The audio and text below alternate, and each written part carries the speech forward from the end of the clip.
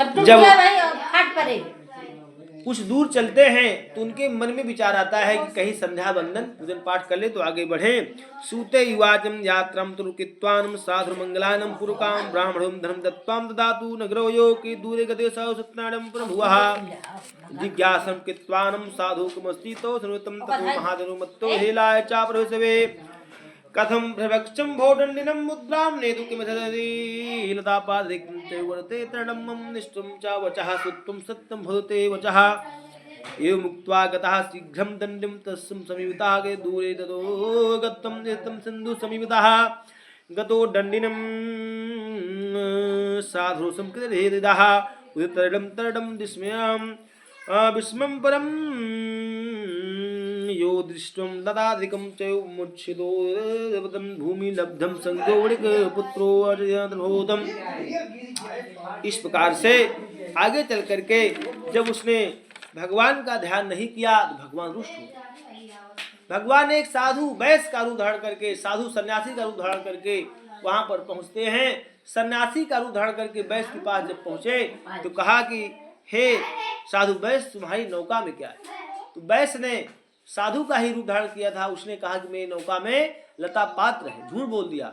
भगवान से कोई भी झूठ बोलता है तो भगवान उसको मोक्ष नहीं प्रदान करते, उसको कष्ट प्रदान करते हैं, उसको दंड देते हैं। उसने कहा हरण बहेड़ा बड़ गूलर वनस्पाति बच्छना बबुरी भृंद तेज पारा है मुस्की मुलेठी माघी मुझे मजूम फल केसर कपूर काजू कासनी का छुआरा है।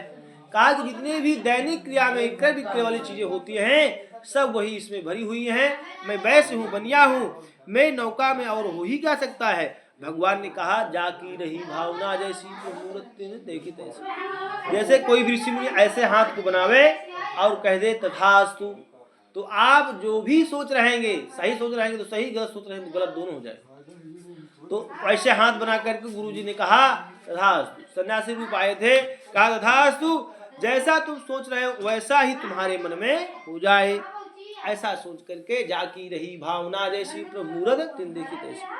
जिसकी जैसी भावना होती है वह भगवान के रूप को वैसे ही देख लेता है। जैसे कोई भिक्षार्थी आवे और भिक्षक का रूप धारण किए रहे तो हम आप क्या कहेंगे, भिक्षार्थी है। अब वो चाहे भगवान ही हो, चाहे कोई ब्राह्मण हो, चाहे कोई वैश्य हो, कोई चाहे गौतम हो, चाहे चमार हो, चाहे सरो, चाहे मुस्लिम हो, हम आप जान पाएंगे नहीं जान पाएंगे। हम कहेंगे कोई भिक्षार्थी है तो जैसे जिसका रूप होता है उसको उसी रूप में देखना चाहिए। पर साधु वैश्य ने सोचा कि अंदर से कोई गड़बड़ है, कोई डाकू या चोर हो सकता है, तो भगवान को नहीं सोच पाया कि भगवान साधु के रूप में आए हुए। ऐसी अवस्था में जब नहीं जान सका तो भगवान ने कहा जाकी रही भावना जैसी प्रभु मूरत तिन देखी तैसी। और चल करके सिंधु के समीप जा करके बैठ जाते हैं।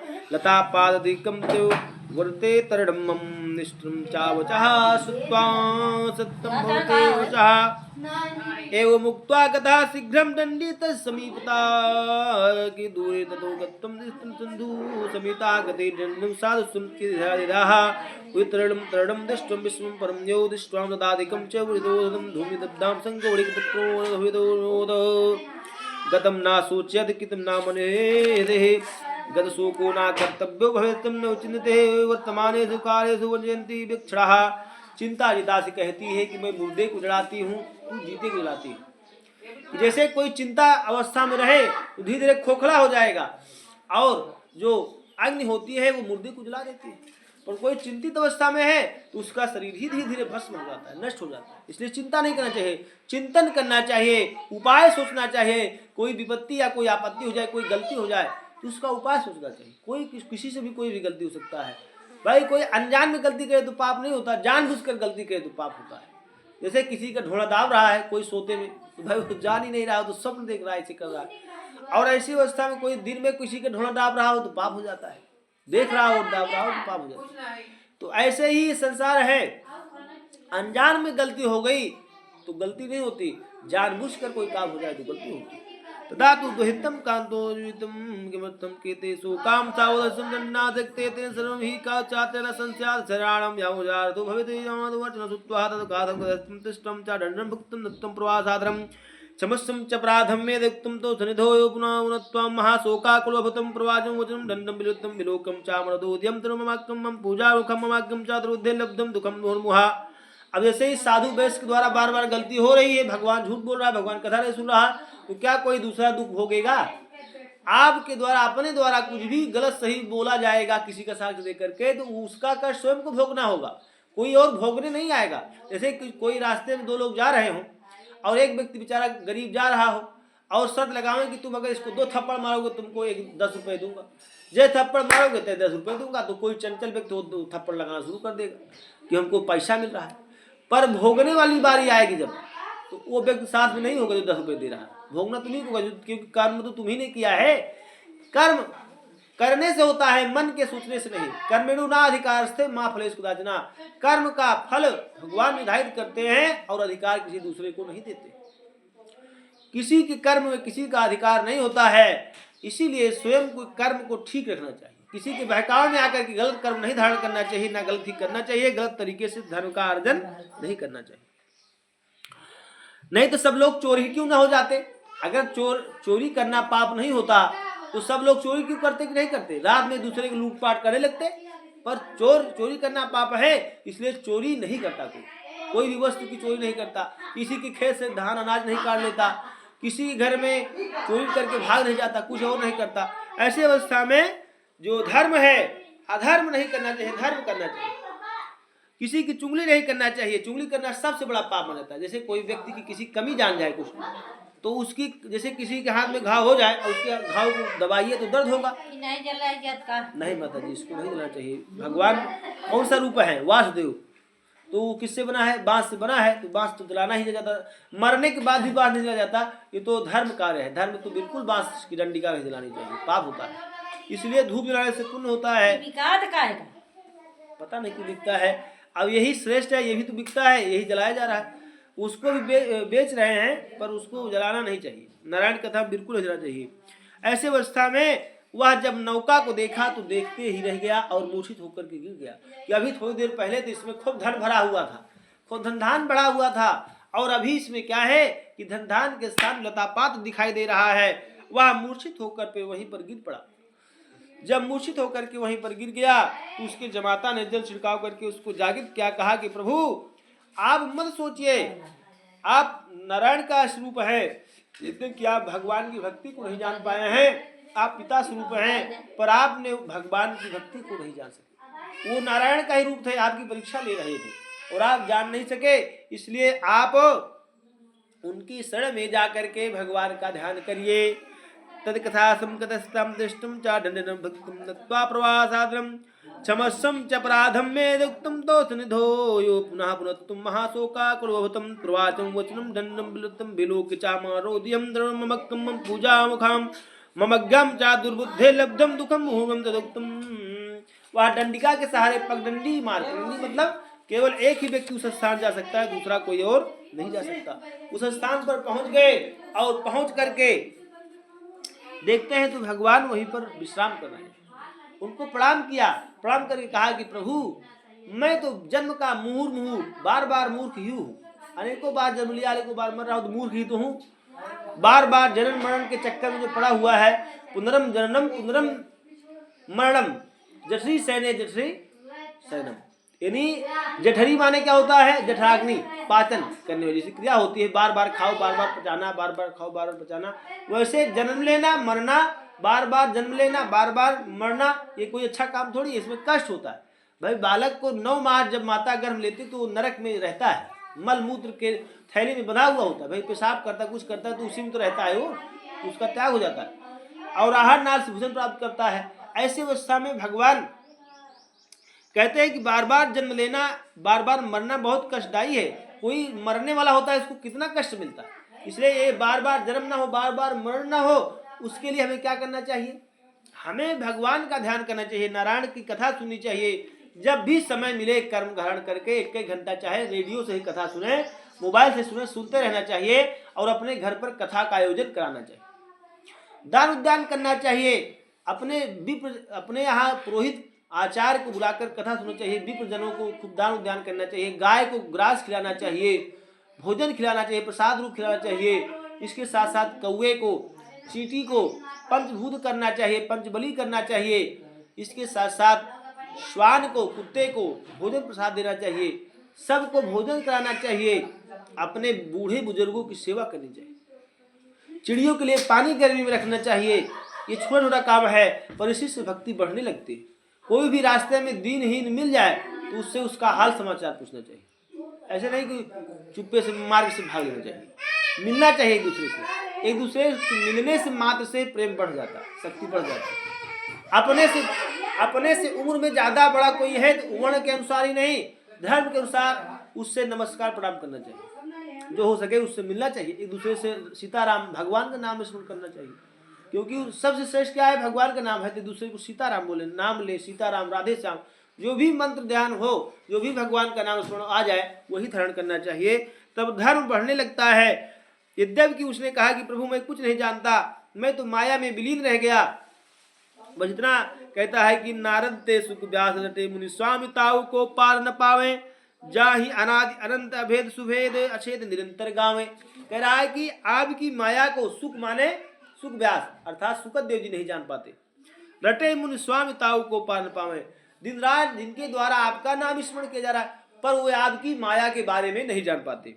जाहि अनादि अनंत भेद सुभेद अछेद निरंतर गावे, जिस माया का व्याख्यान अनंत रूप में है और अनंत अनंत ब्रह्मांड कोट के नायक सभी लोग उसका पता नहीं लगा पाते, कैसे शुरू होती है, कैसे अंत हो जाती है, कैसे उसका जागरण होता है। निर्गुण पे गुणधार प्रभु जग में नित्य आकार खेल चावे, मूर्ख तथा अनजान अहो हम जाने कहाँ तुम्हारो गुण पावे।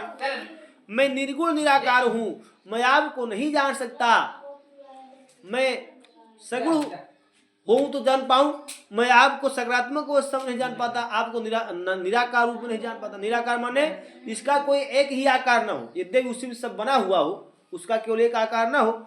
जैसे कि कहीं कि जल का स्वाद बताया आपने तो कहा जल है, फल का स्वाद बताया तो फल है, ये क्या है, साकार है, सब अपने अपने रूप में दिखाई दे रहा है। और आंख बंद करने पर जिसको हम ध्यान मार्ग से देखते हैं और जानते हैं वो क्या है, निर्गुण है।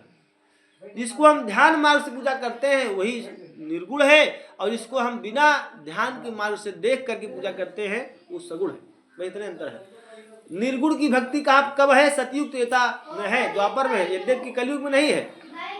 और कलयुग में क्या श्रेष्ठ है, कर्म, कर्म पधार विश्व कर राखा, जो कहता है फल चाखा, कि कर्म के द्वारा कुछ भी हम धारण करेंगे वही श्रेष्ठ माना जाए। जैसे कहन कि माता पिता की सेवा हम ध्यान में करें और माता पिता खूब चिल्लाता है, कराता है, कहन माता पिता की दवाई हम मन में लगा दे दे, तो क्या उनको माता पिता की दवाई मिल जाएगा, नहीं मिलेगा। दवा कर्म के द्वारा ला करके उनको देना होगा तब आराम होगा, क्योंकि इतना धर्म प्रचंड नहीं है कि आप ध्यान से उनको ठीक कर सकते। धर्म 15 गुना कम हो गया है। इसलिए वो कह रहा है कि निर्गुण पे गुणधार प्रभु जग में नित्याकार खेल चावे, मूर्ख तथा अनजान आहू हम जाने कहाँ तुम्हारे गुण पावे। निर्गुण पे गुणधारी, यानी निर्गुण में भी आप हैं और सगुण में भी आप हैं, और दोनों में आप अनेकों प्रकार के अलग अलग खेल की रचना करते बनाते हैं। फिर भी ऐसे अवस्था में आपके उस आकार को कोई जान नहीं पाता कि किसके माध्यम से आप बना रहे, आप एक विशेष रूप में कैसे हैं वो मैं आपको नहीं बता सकता। इसलिए मूर्ख हूं मैं, अनजान हूं, मैं आपकी माया का बखान नहीं कर सकता। प्रभु मेरा धन देकर, फिर से माया ध्यान कर रहा है, कह रहा है प्रभु मेरा धन देकर की मेरी रक्षा कीजिए। तो भगवान कहते हैं कि तुम अभी भी धन को ही मांग रहे हो, तुम इतना ज्यादा मूर्ख हो कि अभी भी धन को ही मांग रहे हो। भगवाक्यम निस्तम कतु समेतम साधुर्वाजं तन माया मोहितम सर्वे ब्रह्मादि के ना जानानम गुणानम रूपम तस्वादितम प्रभु मूढ़म तदम कतम जाने बुधस्तम माया वेद विद्याविधा विद्यास्तम पुरा वित्तम सर्वं त्रायमाम शरणागतम सुत्तम तुत्वाम वाक्यम प्रतिष्ठम जनार्दनम वरम चावक्तम दत्तम तदेवाधवान हेरि तदो नामं समारूढ़ं तुष्टं प्रतिपूर्तां कृपया तदेवस्यं समृद्धं अमृतोक्तं सजने साधु पूजा कृत्वा विधि हर्षं च भवत् मूलं देव प्रसादं नाम देवगमनं गत्तं मम दूतां प्रकिमासं निजवेदं दच्चिकं तद्वासो नगरं गत्तं साधु भार्या विलोकं च प्रवाजो ऐक्तातां वाक्यम दत्तुम बद्धानुरेदान नगरेषु जातुम सहितो वडिके आगतो वदधो बन्धोधोगयसं तितयदितं तदुक्तं सुत्वा दूतमुखाद् वाक्यं हर्षवती तदी सत्पूजां दागत्वं प्रवाजं तनुजं प्रति प्रजां श्रीमागच्छं साधु दर्शनाचाय देमात्रोवचं सुत्वं वृत्तं कृत्वं समाज चापसादं चापदज्जं कृत्तां सुवतं प्रथम प्रते तेन दृष्टं सदैव भृतां तरणं दधा शतम चा धने साधम जले पदवायदाम तदा कलावती कन्या भूतम तथा विधानाम कन्या विदातम तेन चमसा मनसा भवेतम चिंतमाहेतम ते सर्वे व्यवहारिकाम ततो लीलावती कन्या दृष्टम सविलवालवतम दिलालवितम दुखेन भृत्राम जोर्बितम विधाय नौकाम साधव कदम भोलोकिता न जाने कस्म दिवसम हेले चा साहत्तम सदेवसम महात्मम ज्ञातुम वा केन सकते एकतोतम विलालवितम सा। इस प्रकार से नारायण की कृपा हुई। उन्होंने जब ऐसा स्तुति किया तो भगवान प्रसन्न होकर कहते हैं कि तुमने भगवान सत्यनारायण का व्रत नहीं किया था, इसलिए तुमको अनेक दुख प्राप्त हो रहा है, अभी भी तुम माया ही मांग रहे। अब इतना कष्ट मिला, फिर कह लो प्रभु मेरा धन दे दीजिए और मैं आपकी कथा सुनूंगा। भाई ऐसा तुम नहीं बोल रहे हो कि प्रभु आपने जो दिया था वो उसको भी ले लीजिए पर मैं आपका ध्यान करूंगा। भाई जैसे किसी की थैली गुम हो जाए पैसे वाली और कोई तांत्रिक महात्मा के पास जाए और कहे कि गुरु जी हमारे पैसा सब वापस मिले चाहिए, हम आपको खूब चढ़ावा दे, तो वो कहेंगे कि पहले तुम ये ध्यान करो कि भगवान का पूजन पाठ नहीं किया, तुम पहले भगवान का पूजन पाठ ध्यान करो। जैसे किसी और देश में जाते हैं तो वहां पर पहले स्थान पर क्या है बताया गया, पैसा है, बिना पैसा काम नहीं होता। और भारत में लौट आइए सब देश घूम करके तो यहाँ पैसा पहले स्थान पर नहीं है, पहले स्थान पर क्या है, धर्म है, पहले स्थान पर पूजा विधान है। तभी तो यहाँ पर देखिए वर्तमान में सभी धर्म स्थलों को ठीक किया गया कि पहले स्थान पर पैसा नहीं है, पहले स्थान पर धर्म है। अच्छा बताइए पहले स्थान पर माता पिता है कि पैसा है, बोलिए। माता पिता की सेवा है कि पैसा है? भाई नहीं कर रहे हो अलग बात, पर हम आप जैसे आपकी सेवा आपके लड़के पहले करें तो ठीक है, पहले पैसा कमा चला जाए, सेवा करें भाई। एक गिलास पानी लाया कह रहे 10 रुपया दे रहे, परसों जा खरीद पी लिया, न लाग दे तो पैसा नहीं है, नहीं पड़े घर से 5 लाख दे, सेवा करें। तो पहले स्थान पर धर्म है कि माता पिता की सेवा करिए, धर्म करिए, कथा सुनिए, फिर पैसा तो अपने आप ही आएगा। पैसा तो पीछे पीछे है, लक्ष्मी नारायण कि जय जहाँ बोले वैसे पैसा आया, तो पैसा तो अपने आप आएगा। कोई भी काम करेंगे, कथा वार्ता सुन करके माता पिता की सेवा करेंगे, कभी भी कहीं भी जाएंगे, कोई भी व्यापार करेंगे, पैसा आने लगेगा। तो पहले स्थान पर भारत में क्या है, धर्म है, क्योंकि इसको जगत गुरु कहा जाता है। किसी और देश को जगत गुरु क्यों नहीं कहा जाता है? अमेरिका तो सब चीज में आगे है, पर धर्म में क्यों नहीं आगे? धर्म तो भारत आगे है, भारत को धर्म गुरु कहा जाता है। इसलिए भारत में क्या सबसे श्रेष्ठ है, धर्म है। धर्म को विघ्न करके, धर्म को नष्ट करके हम आपकी संस्कृति, हमारी आपकी संस्कृति नहीं बढ़ सकती। इसलिए कृष्ण भगवान ने कहा कि धर्म रक्षो रक्षते धर्म प्राणः। अगर धर्म की रक्षा करेंगे तो धर्म प्राण हो जाएंगे और धर्म की रक्षा करने पर ही सब कुछ मिल जाएगा। इसीलिए उन्होंने जब द्वापर युग का समय काल आया तो राम जी का मंदिर प्रतिष्ठा जहां जहां थी सब टूट गया था, नष्ट हो गया था। श्रीमद नारायण की प्रतिष्ठा नष्ट हो गई थी, तो भगवान श्री कृष्ण ने उसको बनवाया, सभी धर्म का उत्थान किया। इसलिए धर्म की रक्षा करने वाले पार ब्रह्म स्वरूप कहे जाते हैं। धर्म की रक्षक कौन है? भगवान श्री कृष्ण ही है। इसलिए इस देश को भगवान राम और कृष्ण का देश कहा जाता है। अब ये सब उत्तर प्रदेश में ही जन्म लिए, कहीं और इनका जन्म नहीं हुआ है, सब उत्तर प्रदेश में ही जन्म है इनका, और कहीं इनका जन्म नहीं हुआ। बड़े बड़े नेता विधायक मंत्री का भी जन्म भारत में ही हुआ है। ऐसे भारत के जो सुपुत्र है गर्मई भारत भूमि को कहा जाता है। कुटुंब वसुदेव कुटुंबकम इसलिए कहा जाता है कि वसुदेव पृथ्वी माता ही कुटुंब गृहस्थी स्वरूप है, इसी में सब उत्पन्न होता है, इसी में सब नष्ट हो जाता है। हमारा घर नहीं है कुटुंब गृहस्थी, हमारा घर नहीं है, हमारा घर क्या है? धरती माता है, उसी में सब उत्पन्न हुआ, उसी में सब नष्ट हो गया। हमारा जन्म भी तो पृथ्वी पर ही हुआ है, कि कोई और लोक है। तो वसुदेव कुटुंबकम का अर्थ ही यही है कि हमारी धरती, हमारी माता, हमारी भारत माता ही सबसे श्रेष्ठ है, उसी पर हम रह रहे हैं, उसी सब बना रहे हैं, उसी सब नष्ट हो जा रहे हैं। ऐसे अवस्था में जब उसने सब चीज समझ लिया तो जा करके नौका में देखा तो नौका में हीरा जवाहरात पुनः हो जाता है, और हीरा जवाहरात पुनः हो जाता है। तो ऐसी अवस्था में वह सब चीज संभाल करके अपने नगर रत्नपुर नगर को चला जाता है। जब रत्नपुर नगर को चला तो वहां पर दूतों से कहा कि हमारे घर पर जाओ, हमारी पुत्री और पत्नी को कह दो कि बहुत समय व्यतीत हो गया, कई वर्ष व्यतीत होने पर वो अपने घर के लिए प्रस्थान कर रहे हैं और भद्रशिला नदी के तट पर खड़े हुए हैं, और आप चलिए उनसे मिलने के लिए। तो दूत उनसे मिलने के लिए जाते हैं। बिलापिम तसस्सम सुजने सा ततो लीलावती कन्या क्रोधे कित्वं रुरोधः तथा कलावती कन्या नष्टे सुमनं दुखितां गृहीत्वं पादुके तसुकंसं चा मनुधेति कन्या एतं दृष्टुं सभार्याधनो वलिके अतिशोके सवितो नमादं धवितं नत्वं वासुदेवेन। अर्थात भगवान की माया से जब दूत वहां पर उनके घर जाते हैं, कलावती लीलावती को देखते हैं, तो वे लोग भगवान की कथा में विलुप्त रहती हैं, विलीन रहती हैं। तो वह गुप्त रूप से सूचना देते हैं कि आपके पति और जमाता नदी के तट पर आ गए हैं, विघ्न उत्पन्न नहीं करते हैं। तो ऐसी अवस्था में वो जाकर के लीलावती कहती है कि मैं आपके पति और आपके पिता से मिलने के लिए जा रही हूँ, तुम पूजन समाप्त करके आना। वो चली जाती है उनसे मिलने के लिए। तो कलावती क्या करती हैं कि भगवान का प्रसाद बिना पान के कथा को जल्दी समाप्त कर देती हैं, और वह दर्शन करने के लिए जाती है तो उनके पति के दर्शन नहीं हो पाते। नदी में, उस भद्रशिला नदी में नौका सहित जल सहित सब उसी में लुप्त हो जाते हैं। ऐसी अवस्था में वह त्राहिमाम कहने लगती हैं और कहती है कि प्रभु मैंने क्या बिगाड़ा, हे विधना मैंने क्या बिगाड़ा जो ऐसा कष्ट मुझ दीना।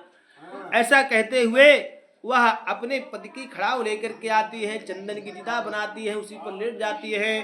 तब साधु वैसे भगवान की स्तुति करता है, कृपा की न होती जो आदत तुम्हारी तो सुनी ही रहती अदालत तुम्हारी, न तुम होते मुलजिम न तुम होते हाकिम, न घर घर में होती इबादत तुम्हारी। प्रभु मुझसे गलती जो कुछ भी हुई हो कृपा करके उसको संभालो मुरारी।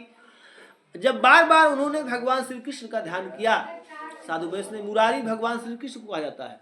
जब उन्होंने मुरासुर को, एक राक्षस था मुरासुर, उसने 16,100 राजकुमारियों को एक कैद खाने में बंद कर दिया था। कहा कि एक साथ उनके साथ में पाणी ग्रहण संस्कार करो। तो उसने उन 16,108 राजकुमारियों ने भगवान केशव नारायण का ध्यान किया, तो भगवान श्री कृष्ण वहां ध्यान मार्ग से पहुंच जाते हैं और मुरासुर को युद्ध में पछाड़ कर उसका मर्दन कर देते हैं। तब उन्होंने कहा कि हे 16,108 राजकुमारियां, मैं आपको आपके स्थान पर भेजूं, बताओ कहाँ कहाँ भेजूं। तो उन्होंने कहा कि मैं कभी कहीं नहीं जाना चाहती, मैं आप ही के साथ चलना चाहती हूँ, मैं आपके साथ पाणी ग्रहण कर लेना चाहती हूँ। उन्होंने उनके साथ पाणी ग्रहण कर लिया। तो उनके पास केवल 8 पटरानियां थी। 8 पटरानियों के बाद 16,100 राजकुमारियों ने उनके साथ पाणी ग्रहण किया, तो उनके पास 16,108 पटरानियां हो जाती हैं। ऐसे पति परमेश्वर कहलाते हैं। तो इसलिए उनका नाम एक पड़ गया मुरारी। तभी से उनका नाम क्या पड़ गया, मुरारी। मुरारी का मतलब क्या होता है, मुरासुर का युद्ध में पछाड़ करके मुरारी कहलाया। जैसे दुर्गमासुर को मार करके माता दुर्गा कहलाई। चंडी का रूप अष्टभुजा मूर्ति देवी पहले गौरी के नाम विख्यात है, चंडी के रूप विख्यात है, अष्टमूर्ति के रूप विख्यात है। फिर वही अन्नपूर्णा देवी मुरासुर को मार करके, दुर्गमासुर को मार करके, जैसे दुर्गमासुर को मार करके दुर्गा कहलाए, उसे भगवान श्री कृष्ण मुरासुर को मार करके मुरारी कहलाए। जैसे रण को छोड़ करके रणछोड़ कहलाए। तो भगवान के अनेकों नाम है। मुरली को बजाने से मुरलीधर कहलाए, गिर को हाथ अपने कनिष्ठा में धारण करने से गिरधर कहलाए। ऐसे भगवान के अनेकों नाम हैं। ऐसे भगवान के नाम का स्मरण करने से, उनके रूपों का स्मरण करने की उन्होंने कैसे मटकी तोड़ा था, कैसे उन्होंने अपनी लीलाओं का वर्णन किया था, उसको मात्र ध्यान करने से मोक्ष की प्राप्ति हो जाती है। भगवान की लीला इसलिए देखी जाती है, उन लीलाओं का चित्रण इसलिए मंथन कराया जाता है कि उनकी लीलाओं को मात्र ध्यान करने से मोक्ष मिल जाता है। इसलिए लोग उसको देखते हैं, जानते हैं। जैसे माता शक्ति नौ दुर्गा का आह्वान होता है, नौ दुर्गा हम लोग व्रत रहते पूजन रहते हैं तो मोक्ष मिल जाता है। तो ऐसे ही यह कथा भी है। इस कथा को श्रवण करने मात्र से सब कुछ प्रकट हो जाता है। तो उसने कहा कि ना तांत्री वादते बीड़ा ना वेदते रथो चक्रान सत्यम सतुजायते, अर्थात बिना बीड़ा के, बीड़ा होती है ना उसमें तार लगा होता है, बिना तार के बीड़ा बजाई नहीं जा सकती है, और बिना बीड़ा के भगवान का ध्यान करना उचित नहीं। नारद जी बीड़ा बजाते रहते हैं, कुशलता को प्रकट करती है। वैसे पति पत्नी का जोड़ा होता है, एक भी खंडित हो गया तो जीवन रूपी गाड़ी को आगे ले जाना कठिन हो जाता है। विलापम तस्म सुरेशा ततो लीलावती कन्या क्रोड़े कित्तम रोदहाता कलावती कन्या नस्ति सुमदम दुगिताम हित्तम पादुकेन्द्र गंतम चामनोधे कन्याधरजितम दृष्टुम सभारम सजनोडिकति शोके सवितात्मासं धर्मतम हत्वम सदेवान भ्रांतो हम सत्यमाया सत्य पूजाम के समिधाव्यातम निधि सर्वानम समाहुई कथायत्वम मनोरथम दत्तम चा दंडोतम भूमो स देव पुनः पुनः तते सुष्टवा स देवो दीनानां परिपालकः जगाद वज्रम चैनम कृपया भक्तवत्सलः त्वक्तं प्रसादते कन्या दुष्टुम समागतः। इस प्रकार से जब उन्होंने भगवान की प्रार्थना किया तो भगवान प्रसन्न हो गए। कि आप ही कृपा करने वाले श्रेष्ठ हैं। कृपा की न होती जो आदत तुम्हारी, यानी बार बार आपकी आदत नहीं होती कृपा करने की, तो लोग कैसे आपका ध्यान करते। और कृपा की न होती जो आदत तुम्हारी, तो सुनी ही रहती दाल तुम्हारी, अर्थात ये सभा सुनी रहती, ये माया नगरी सुनी रह जाती, और आप बार बार लोगों के ऊपर दया नहीं करते। इसलिए प्रभु इस संसार को बनाने वाले भी आप हैं और बिगाड़ने वाले भी आप हैं। आप में से ही सब उत्पन्न हुआ है और आप में ही सब समाहित हो जाता है। आप ही देवादिदेव महादेव हैं, आप ही पालन करता नारायण हैं, आप ही ब्रह्मा हैं, आप ही विष्णु हैं, आप ही महेश हैं, आप ही सब कुछ है। इसलिए आप में ही सब समाहित है, आप में से ही सब बना है, आप में ही सब नष्ट हो जाता है। तो उन्होंने आकाशवाणी कर दिया कि तुम्हारी पुत्र ने भगवान का प्रसाद नहीं पान किया, जिससे यह कष्ट को भोग रही है। अगर यह भगवान का प्रसाद पान करके आओ, निसंदेह सब कुछ प्राप्त कर लेगी। घर जाती है और प्रसाद को पान करके आती है, तो देखती है प्रसाद तो कीड़े मकोड़े खा गए, देखती है कि वहां पर राख भस्म स्वरूप बनी है। हवन की राख को पान करके आती है, और जब हवन की राख को पान करके आती है तो देखती है उनके पति के दर्शन हो जाते हैं।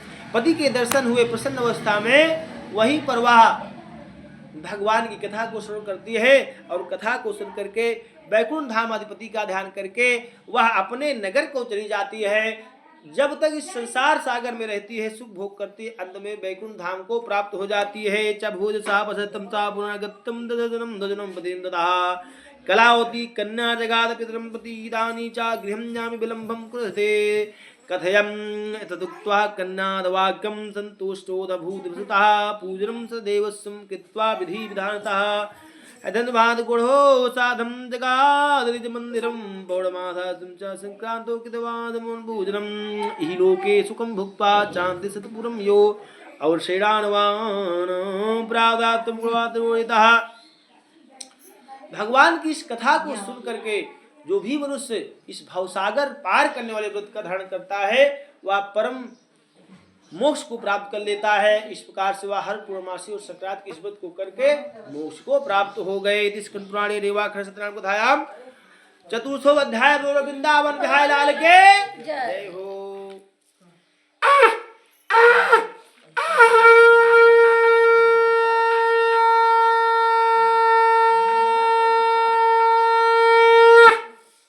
नारायणे नारायणे हरि हरि भजमन नारायण नारायण हरि हरि नारायण नारायण हरि हरि भजमन नारायण नारायण हरि हरि।